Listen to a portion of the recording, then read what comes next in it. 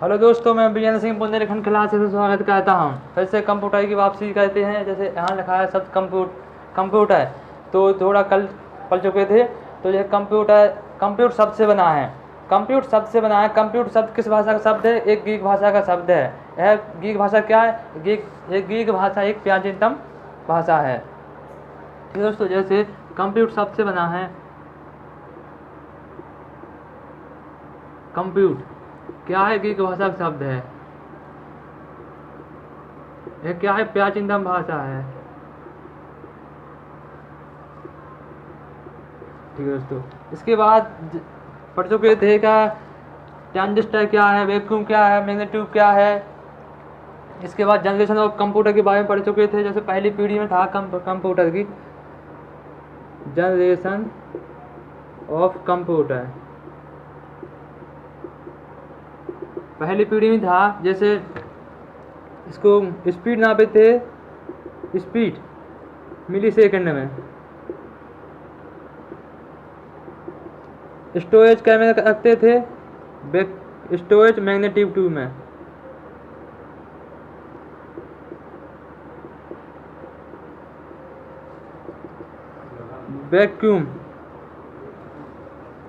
Vacuum क्या था? एक कल पढ़ चुके थे कि वैक्यूम क्या था। वैक्यूम क्या था? इसमें विद्युत प्रवाह होता है। विद्युत प्रवाह काम क्या रहता है? विद्युत प्रवाह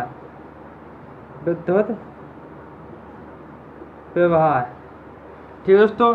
अब इसके बाद आगे था नेक्स्ट पॉइंट था क्या इसमें जो बाइनरी का प्रयोग होता था का नहीं होता था? हाँ, तो उसमें बाइनरी का प्रयोग यूज होता था।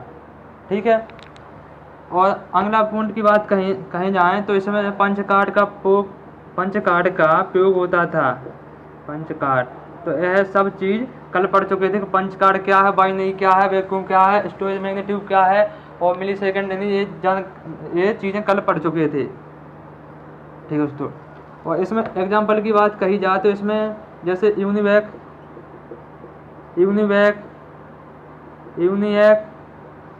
ये कंप्यूटर थे। और जैसे ठीक है दोस्तों, यहाँ नहीं दिख रहा है तो आगे लिखते हैं। जैसे इसमें था, यहाँ था यूनिवैक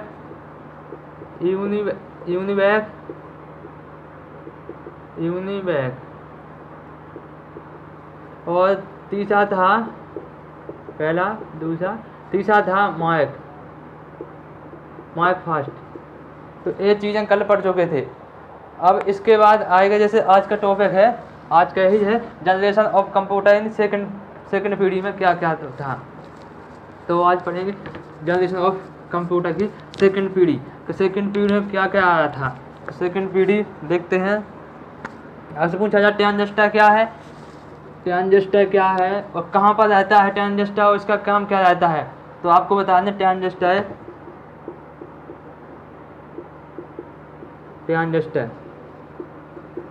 आपने सीपीयू देखा, सीपीयू के अंदर लगा रहता है ट्रांजिस्टर। इसका काम रहता है विद्युत प्रवाह कहना।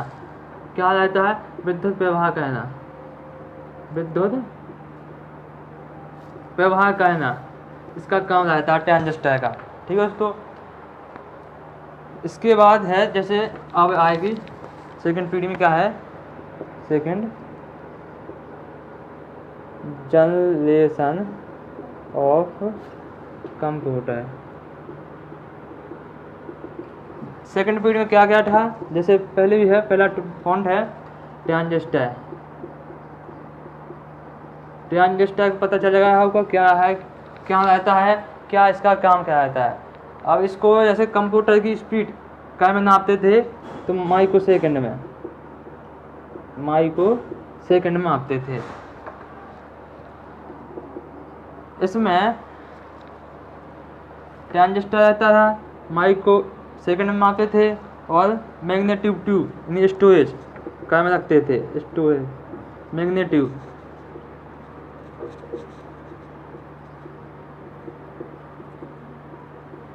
मैग्नेट्यूब की आपको पता होगा क्या है, ये अपन पहले पढ़ चुके थे का मैग्नेट्यूब क्या है। ठीक है। अब इसके बाद आएगी जनरेशन और इसमें कंप्यूटर क्या क्या थे इसमें, जैसे IBM 1401 था कंप्यूटर। और दूसरा है NCR 304, NCR 304 और IBM 1401 इसमें कंप्यूटर जी आ चुके थे सेकंड पीढ़ी में। ठीक है दोस्तों, अब इसके बाद है थर्ड पीढ़ी का। थर्ड पीढ़ी में कौन कौन से कंप्यूटर आए, वह पीढ़ी कब से कब तक चली, ये आपको नज़र आए कि नहीं आ रहे? नहीं आ रहे? चलो ठीक है, कोई बात नहीं, हम ऊपर लिखते हैं। जैसे यहाँ एग्जाम्पल की बात कही जाए तो इसे कौन कौन, IBM 1401, IBM 1401। ठीक है दोस्तों, दूसरा है कंप्यूटर NCR 304, यह कंप्यूटर थे, यह सेकंड पीढ़ी में आ चुके थे। अब तीसरी पीढ़ी है, इसके बाद तीसरी पीढ़ी है जनरेशन ऑफ कंप्यूटर की। थोड़ा आप लोग नोट कर लीजिए, थोड़ा इंक डालते हैं।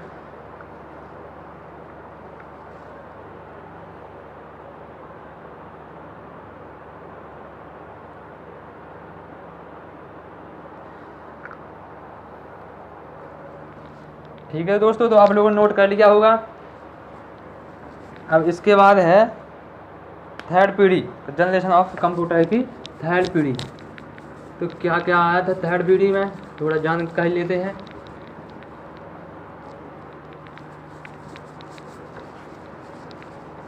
जैसे थर्ड पीढ़ी, इन तीसरी पीढ़ी में कंप्यूटर क्या क्या आया, आप लोग बताएं।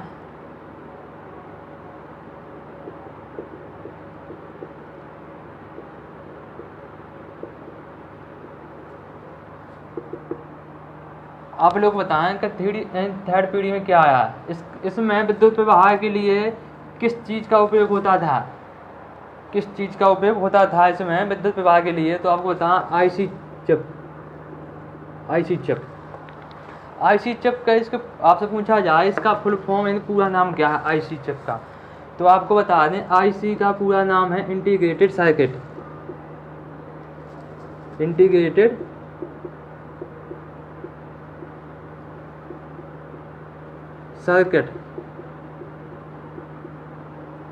सर्किट है, ये तो आपको पता चल गया। अब इसके बाद आपसे पूछा जाए किस सन में आया था, तो आपको ये आंसर देना है। आपसे पूछा जाएगा इस IC सर्किट का, यानी इंटीग्रेटेड सर्किट की खोज किसने की, तो आपको बता दें है 1960 में आया इंटीग्रेटेड सर्किट। आपसे पूछा जाए इसकी खोज किसने की है, तो इसकी खोज बताइए आप लोग, इसकी खोज किसने की बताइए। तो इसकी खोज की थी जॉन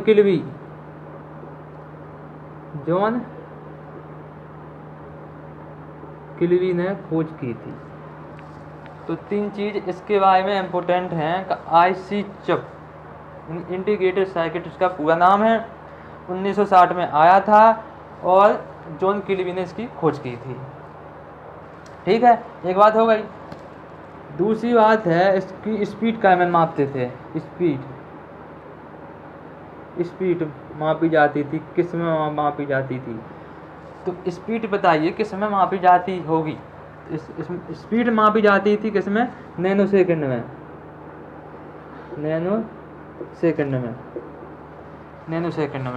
आप बताइए कि एक नैनो सेकंड में बराबर कितने मीटर होता है, एक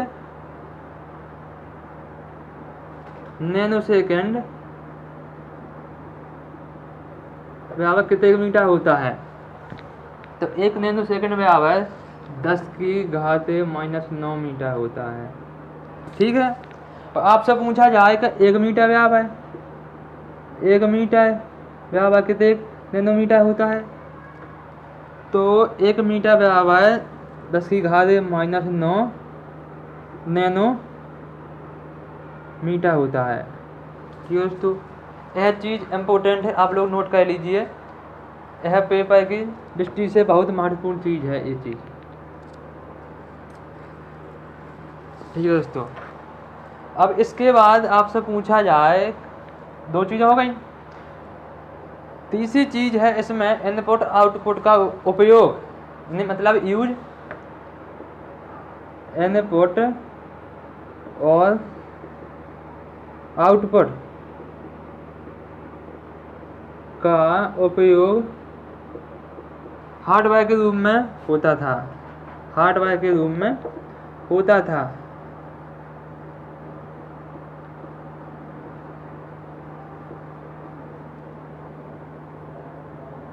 आप लोग को बताएं यहाँ साफ दिख रहा है कि नहीं दिख रहा है, ना तब थोड़ा ऊपर लिखें, बोलिए आप लोग।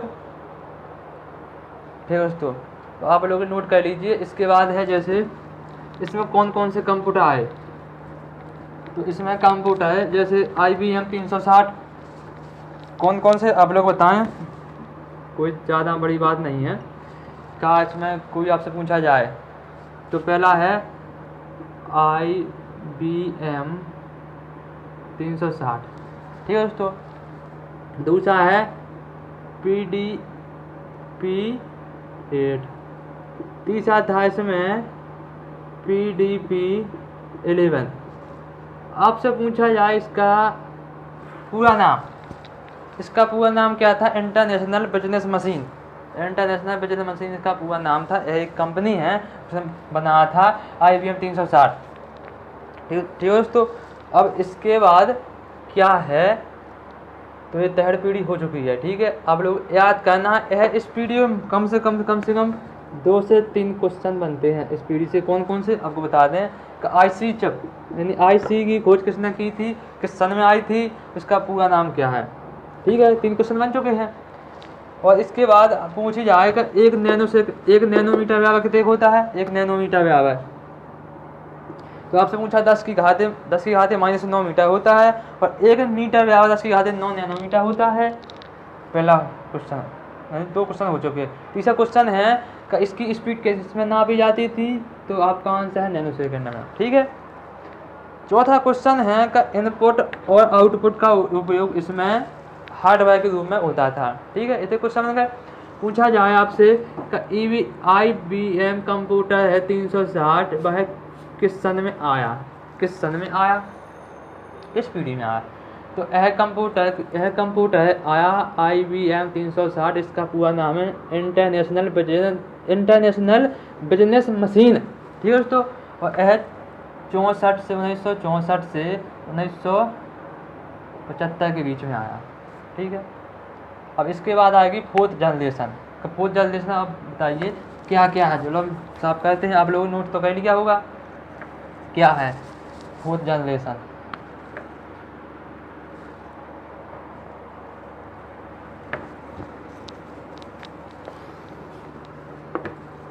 फोर्थ जनरेशन बताइए आप। एक क्वेश्चन है कि माइक्रो प्रोसेसर का काम क्या रहता था, माइक्रो प्रोसेसर क्या है, किस सन में आया, आप लोग बताइए। और किस कंपनी ने बनाया, कौन सा मॉडल था, बताएं आप लोग। माइक्रो प्रोसेसर तो कहाँ रहता है, उसका काम क्या रहता है माइक्रो प्रोसेसर का, ठीक है। तो माइक्रो प्रोसेसर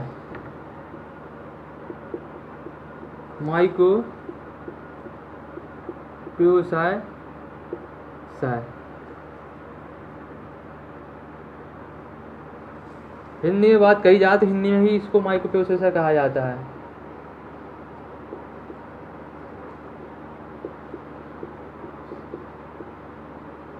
ठीक है दोस्तों, यह किस सन में आया था, इसका काम क्या था, किसने बनाया था, कहाँ रहता है, बताएं। थोड़ा क्वेश्चन है तो आप लोगों को बता दें।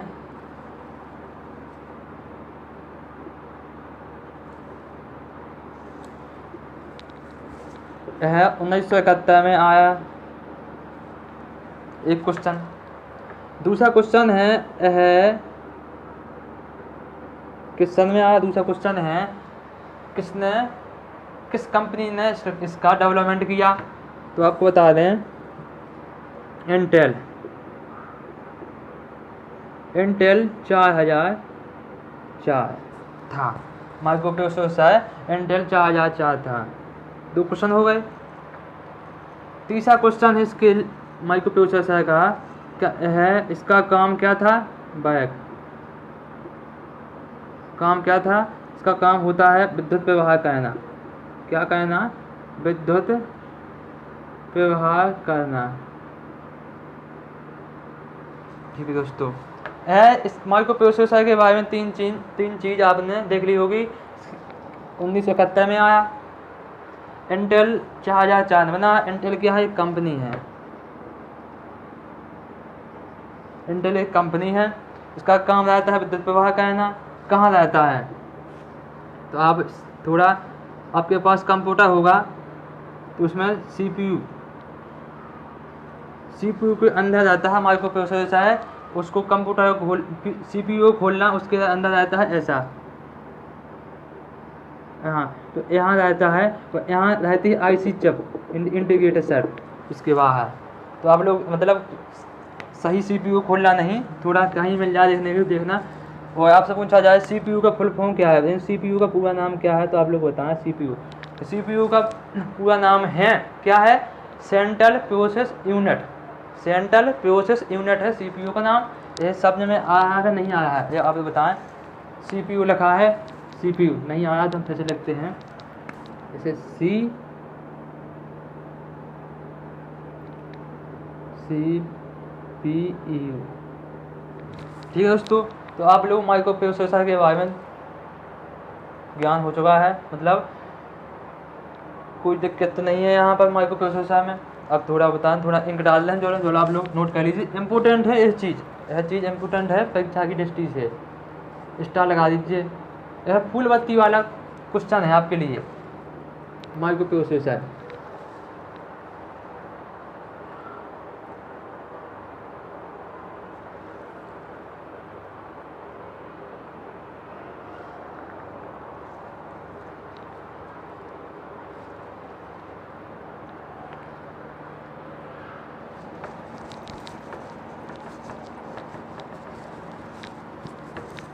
ठीक है दोस्तों, अब इसके पता चल गया है कि माइक्रो प्रोसेसर क्या है। तो आप बता दें हम इसका इसमें क्या है। माइक्रो प्रोसेसर आया, प्रोसेसर। ठीक है दोस्तों, माइक्रो प्रोसेसर आया। एग्जाम्पल की बात कही जाए इसमें, जैसे एप्पल। हेलो दोस्तों, जैसे थोड़ा टेक्निकलिटी में थोड़ा नेटवर्क प्रॉब्लम के कारण थोड़ा वीडियो डिस्टर्ब हुआ, उसके लिए हमको खेद है। जैसे आपको बता दें, माइक्रो प्रोसेसर के बारे में जानकारी मिल चुकी है, मतलब ज्ञान मिल चुका है। ठीक है, इसके बाद है दूसरे नंबर पे का, इसमें बाइनरी का प्रयोग होता था। हाँ होता था। मशीनी भाषा का उपयोग होता था। हाँ होता था, वही तो है मशीनी भाषा 01 का प्रयोग। ठीक है, इसके बाद यह था मल्टी प्रोसेसर, मल्टीमीडिया। आपसे पूछा जाए मल्टीमीडिया क्या है, मल्टीमीडिया क्या है, तो मल्टीमीडिया टाइम शेयर सिस्टम है। क्या है? Time share system.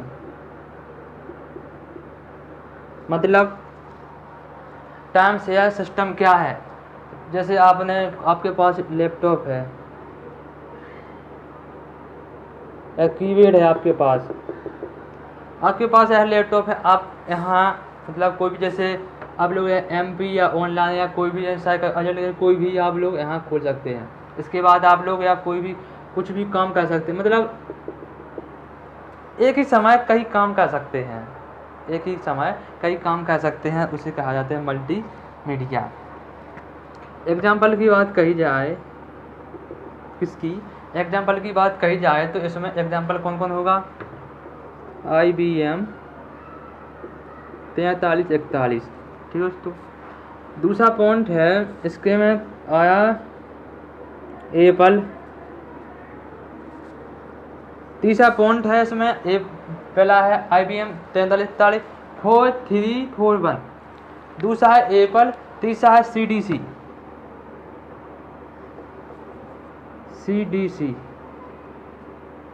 ठीक है दोस्तों,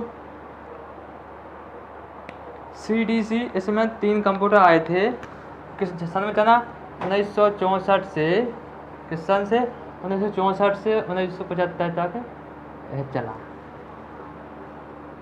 फोर्थ जनरेशन नहीं सॉरी 1975 से 1989 तक चला फोर्थ जनरेशन।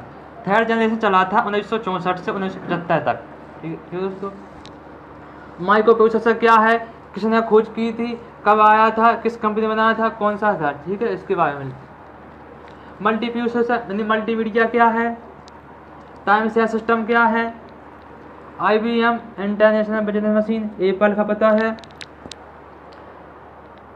और CDC का आपको फुल फॉर्म मिल चुका है, मतलब इसका भी जानकारी मिल चुकी है। इसके बाद आएगा फिफ्थ जनरेशन। फिफ्थ जनरेशन में क्या क्या आया, तो फिफ्थ अभी बताइए आप अभी वर्तमान में कौन सी जनरेशन चल रही है, कंप्यूटर ऑफ जनरेशन अभी वर्तमान में।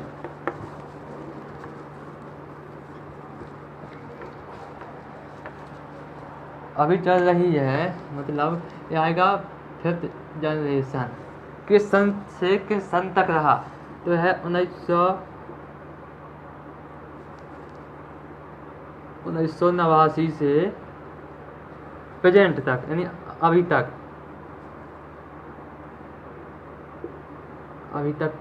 फिफ्थ जनरेशन चल रही है अभी आप। ठीक है दोस्तों। इसमें माइक्रो प्रोसेसर भी है, बाइनरी की उपयोग भी होता है, और मशीनी भाषा का उपयोग होता है। कौन कौन से कंप्यूटर आए वो भी बताए हैं। ठीक है दोस्तों। अब इसके बाद इसमें आया क्या क्या आया, स्मार्टफोन आया, स्मार्टफोन, लैपटॉप आया, स्मार्टफोन लैपटॉप, और एचडी में था।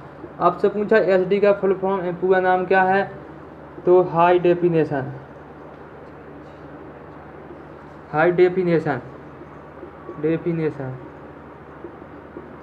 एचडी का पूरा नाम है हाई डेफिनेशन। ठीक है दोस्तों। और इसमें कंप्यूटर कौन कौन थे और इसमें क्या क्या होता था, और इसमें आपसे पूछा जाए स्मार्टफोन की खोज किसने की, laptop, fathers of computer, fathers of laptop.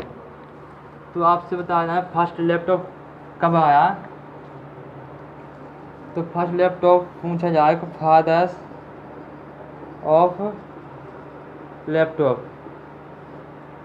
Fathers of laptop बताइए क्या है फादर्स ऑफ लैपटॉप, बताइए। तो आप लोगों को पता होगा, जैसे बिल मोगरेज को कहा जाता है फादर्स ऑफ लैपटॉप बिल मोगरेज को कहा जाता है। आपसे पूछा जाए अब first super computer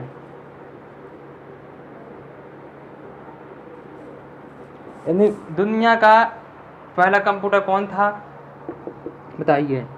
super computer, तो आपका नाम था CDC 6600।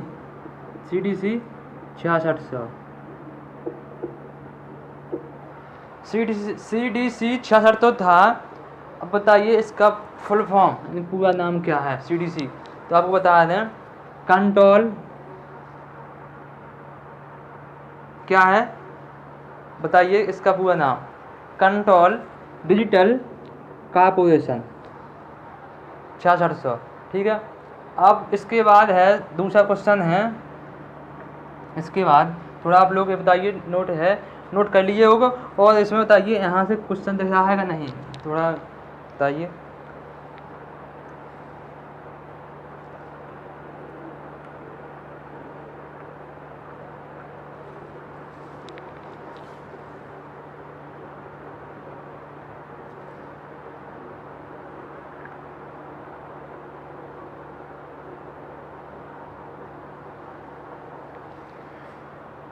नोट कर लिया होगा आपने।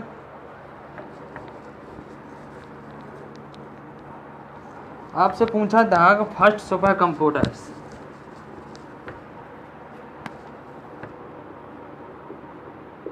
First super computer.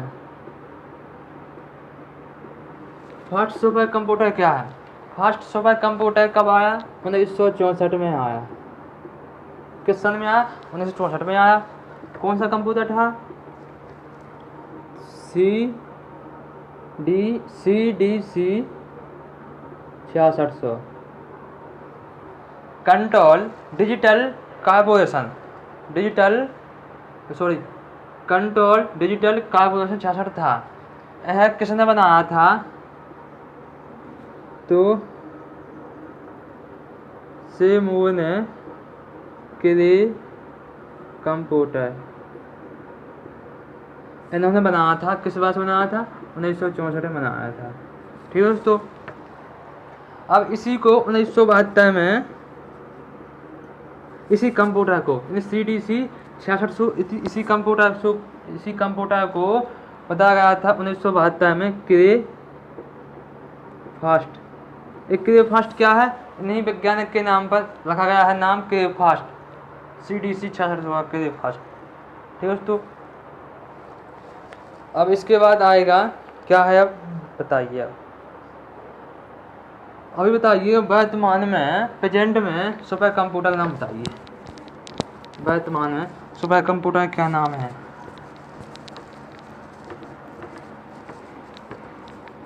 वर्तमान में फर्स्ट अभी हाल वर्तमान में सुपर कंप्यूटर है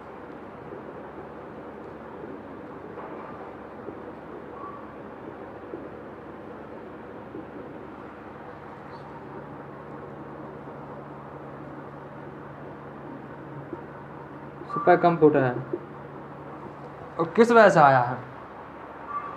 तो यह कंप्यूटर आपको थोड़ा मोटिवेशन बता दें कि धीरे धीरे उम्र कट जाती है। क्या? धीरे धीरे उम्र कट जाती है, जीवन यादों की पुस्तक बन जाती है। क्या है? कि धीरे धीरे उम्र कट जाती है, जीवन यादों की पुस्तक बन जाती है। ठीक है दोस्तों। इसका मतलब आप समझ चुके हैं कि क्या है? सब याद ही तो है। अब बात कर रहे थे वर्तमान सुपर कंप्यूटर फुगाकू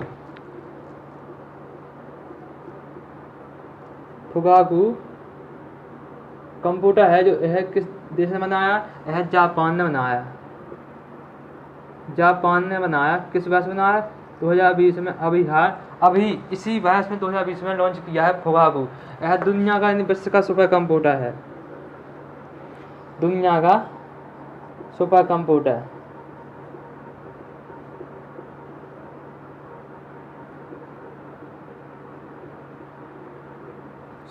है दुनिया का। अब पूछा जाए इससे पहले किस देश का था? इसके पहले समिट कंप्यूटर है ना, वो समिट कंप्यूटर सुपर कंप्यूटर माना जाता था फुगाकू के पहले, लेकिन अब नहीं है। यह किस देश का था? यह USA का था समिट, लेकिन अब नहीं है सुपर कंप्यूटर। अब क्या है सुपर कंप्यूटर? फुगाकू। यह जापान ने बनाया, 2020 में बनाया। आपसे पूछा जाए फादर्स ऑफ इंडिया कंप्यूटर यानी इंडिया के फादर्स ऑफ कंप्यूटर यानी इंडिया के कंप्यूटर के पिता कौन है? तो आपको बता दें आंसर है विजय भाटकर। ठीक है दोस्तों। अब इसके बाद अगली क्लास नेक्स्ट डे को होगी। आप बताइए आज की क्लास कैसी लगी है, कमेंट बॉक्स में बताइए। और बुंदेलखंड क्लासेस को ज़्यादा से ज़्यादा शेयर करिए, लाइक करिए, कमेंट करिए। जो सा क्वेश्चन डाउट है वो भी अभी पूछिए। कोई भी दिक्कत हो कभी भी हो आप लोग पूछ सकते हैं, कोई दिक्कत नहीं है। ठीक है दोस्तों, धन्यवाद।